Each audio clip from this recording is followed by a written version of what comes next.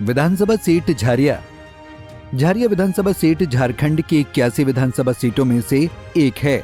झारिया विधानसभा seat Dhanbad Lok Sabha निर्वाचन क्षेत्र के तहत आता है। 2005 में झारिया विधानसभा सीट अस्तित्व में आई थी। 2005, 2009 और 2014 के विधानसभा चुनाव में बीजेपी कैंडिडेट ने झारिया में जीत हासिल की थी। 2005 के चुनाव में बीजेपी की कुंती देवी यहां से विधायक चुनी गई थी, तो 2009 में भी बीजेपी के टिकट पर कुंती देवी ने लगातार दूसरी बार जीत हासिल की थी। 2014 के चुनाव में बीजेपी कैंडिडेट संजीव सिंह को झारिया सीट पर कामयाबी मिली थी। वहीं 2019 के चुनाव में कांग्रेस कैंडिडेट पूर्णिमा नीरज सिंह ने बीजेपी के इस मजबूत गढ़ को ध्वस्त कर दिया था। इसलिए 2024 के चुनाव में भी यहां से पूर्णिमा नीरज सिंह बीजेपी को कड़ी टक्कर देंगी। वहीं झारिया विधानसभा सीट पर 2019 के चुनाव में कांग्रेस कैंडिडेट पूर्णिमा नीरज सिंह ने जीत हासिल की थी। पूर्णिमा नीरज सिंह 79,766 वोट लाकर पहले स्थान पर रहे थे।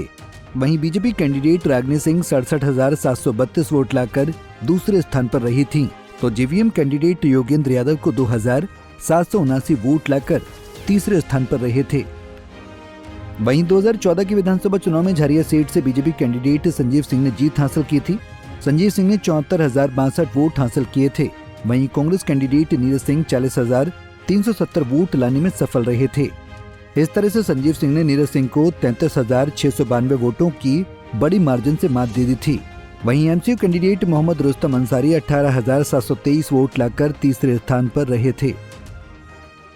वहीं 2009 के विधानसभा चुनाव में झारिया सीट से बीजेपी कैंडिडेट कुंती देवी ने जीत हासिल की थी। बीजेपी कैंडिडेट कुंती देवी ने 49,131 वोट हासिल किए थे। वहीं कांग्रेस कैंडिडेट सुरेश सिंह को 46,115 वोट मिले थे।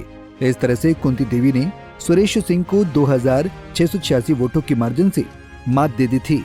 वहीं आरजेडी कैंडिडेट आबो देवी 9,207 वोट लेकर तीसरे स्थान पर रही थी। 2009 के विधानसभा चुनाव में झारिया के चुनावी नतीजे।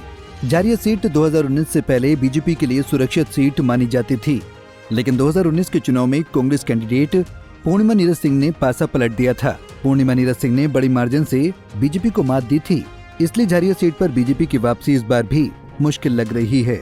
Bureau report, Punjab Kesari TV.